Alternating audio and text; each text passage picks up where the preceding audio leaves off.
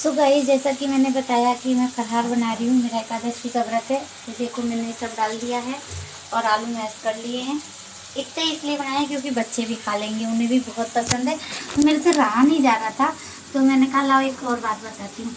आप लोगों को पता है कि शादी के बाद, जैसे घर में अगर हम लड़की की शादी करते हैं या लड़के की शादी करते हैं तो हमें क्या करना चाहिए, क्या नहीं करना चाहिए, तो मैं आपको बताती हूँ।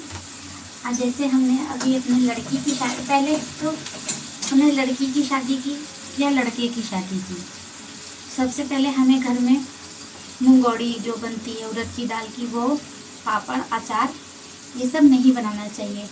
और नंबर 2, मुंडन नहीं कराना चाहिए किसी का। नंबर 3, ऐसा करना, शादी विवाह करने के बाद किसी ऐसे तीर्थ स्थान पर जाना चाहिए माँ बाप को, या जो भी करता हो घर में माँ बाप करते हैं, बाबा दादी करते हैं, शादी की रस्में चाचा चाची भी करते हैं, तो उनको किसी ऐसे तीर्थ स्थान पे जाना चाहिए जहाँ वो ना गए हों।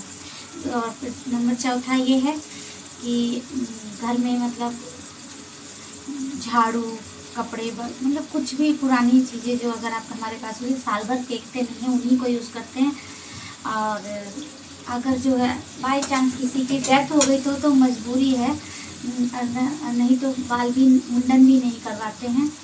और नंबर 4 ये है कि जैसे जब हम लड़के की शादी करते हैं तो हमें ना लड़की की शादी साल भर नहीं करनी चाहिए। और हमें अगर करनी ही है तो पहले हम एक आध हफ्ता पहले, 4-5 महीना पहले, अगर मुहूर्त वहूर्त सब अच्छा है तो हम लड़का लड़की मतलब दोनों की शादी हमें बहुत ज़रूरत है करने की, हमारा कुछ प्रॉब्लम है या लड़की वाले नहीं मान रहे या लड़के वाले नहीं मान रहे, तो पहले हमें लड़की की शादी करनी चाहिए। क्योंकि हमें पहले लक्ष्मी विदा करनी है, उसके बाद लक्ष्मी लेकर आनी है।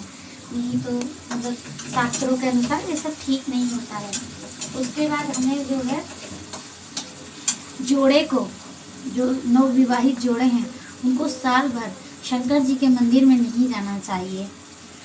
और इतना, और क्या बोलते हैं, मतलब घर में कोई न्यू बेबी आया है तो उसका छठी वठी तो करेंगे, पर साल भर के अंदर ही अगर मतलब उसका मुंडन कराना है तो उसका मुंडन नहीं कराएंगे, तीसरे साल कराएंगे।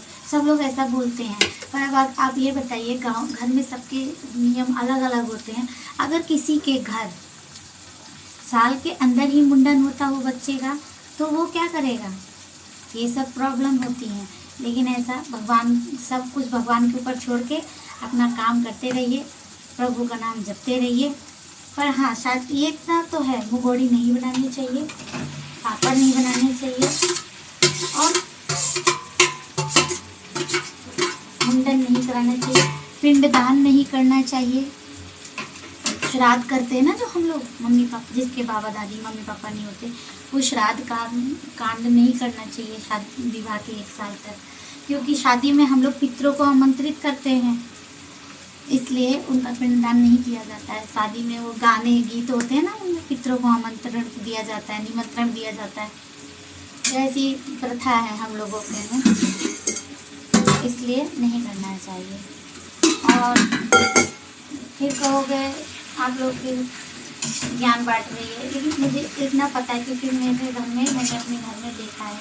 मेरे घर में शादी हुई है, मेरे को हमारी भी शादी थी घर में 2-2। तो पहले ना लड़के की शादी हम लोग कर रहे थे, तो पंडित जी ने बोला कि ऐसा मत करो, पहले लड़की की शादी करो, लड़की की शादी के 1-2 दिन बाद ही आप लड़के की शादी कर लो। तो हमने ऐसे किया था, एक शादी हमने 9 तारीख की करी, दूसरी हमने 11 तारीख को। 9 को हमने अपनी लड़की विदा करी, 11 को हम बहू लेकर आए थे। और उसके बाद हमने साल भर कोई न्यू काम नहीं, कोई मतलब ऐसा कुछ खरीदा नहीं, फेंका नहीं। घर में जो यूज़ करते हैं, झाड़ू हो गया, पोछा हो गया, कपड़े हो गए, मतलब बाल नहीं कटवाए किसी के। कोई मर भी जाता है ना, इवन हमारे गांव में अगर हमारे पटदारी में कोई मर जाता है तो हमने शादी की है ना, तो हम लोगों के घर में वो कोई नियम नहीं करता है। जो किसी के मरने के बाद नियम होते हैं ना, वो बिना हल्दी और उसका दाल खाना, और छौंका भूजा नहीं खाना चाहिए मरने पर किसी के। झाड़ू जब तक उनके घर में नहीं लगेगी तब तक झाड़ू नहीं लगाई जाती घर में। और वो बाल बनवाएंगे तो हम भी बाल बनवाएंगे, बाल बनेगा, तेरे ही खाने हम लोग नहीं जाएंगे उनके घर, क्योंकि हम लोग शादी किए हैं। हम लोग उनके घर नहीं जा सकते। ऐसा मेरे घर हुआ है, क्योंकि जब मेरे ससुर एक्सपायर हुए तो हमारे घर गांव में कई लोगों ने बोला कि अब हमको शादी करनी है, आप लोग कैसे करोगे। हम लोग का प्लान था कि साल भर बाद बरखी करेंगे, पर पंजाबी के लोगों के दबाव में आके हमने जो है तेरही के दूसरे दिन ही बरखी करनी पड़ी, क्योंकि उनके घर में शादी थी और पापा बाद में खत्म हुई शादी उनकी पहले से तय थी। तब फिर हम लोगों ने बरखी किया, इसके बाद उन्होंने शादी की। पटदारी में भी ऐसा करना पड़ता है रह के। और जो है उसके बाद जब हम शादी वादी करके फिर हमने शादी करी, निपट जाए, पर हमारे पटदारी में कोई ख़त्म हो गया तो हमने भी कोई नियम नहीं किए थे, क्योंकि हमने शादी की थी, हमारे घर में शादी हुई थी। तो ऐसा मतलब होता है। तो जो शास्त्र और जो नियम बन गए हैं वो बन गए हैं और उनका पालन करना पड़ेगा। और आजकल की भाग दौड़ की ज़िंदगी में बहुत मुश्किल है इन सब नियमों का पालन करना, बहुत ही मुश्किल है गाइस। मैं मतलब जो जॉब करता है, ऑफिस जाता है, वो कैसे पिंडदान करेगा आप ये बताओ। अगर उसे अपने पापा का श्राद्ध करना है, मम्मी का श्राद्ध करना है, तो श्राद्ध जब करते हैं ना तो टकले होते हैं, मूछें मुड़ाते हैं।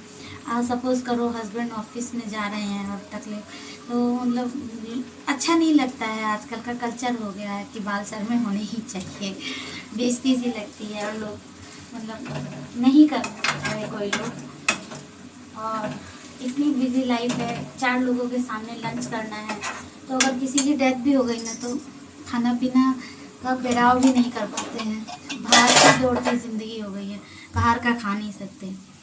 लहसुन प्याज वाला लहसुन प्याज कुछ नहीं खाते, पर क्या करें, भगवान जब डाल देते हैं ना किसी के ऊपर तो वो करना ही पड़ता है। वो सब अपने आप फिर सब होता रहता है, फिर समाज ये ऑफिस ये अगल बगल कोई कुछ नहीं देखता है। पर जब भगवान जब जो मुसीबत डाल देता है ना वो हम काट ही लेते हैं। सो अगर आप लोगों को अच्छी लगी हो ये जानकारी तो लाइक कमेंट शेयर कीजिए और मुझे सब्सक्राइब कीजिए। मिलते हैं अगली किसी नई जानकारी के। मोड़ी तो बिल्कुल ही नहीं डालनी चाहिए, क्योंकि हम लोग वो धुइया पीसते हैं ना, देवताओं को चढ़ता है, इसलिए नहीं मोड़ी बिल्कुल नहीं होना चाहिए। काटते हैं ना उसको, इसलिए नहीं काटना चाहिए।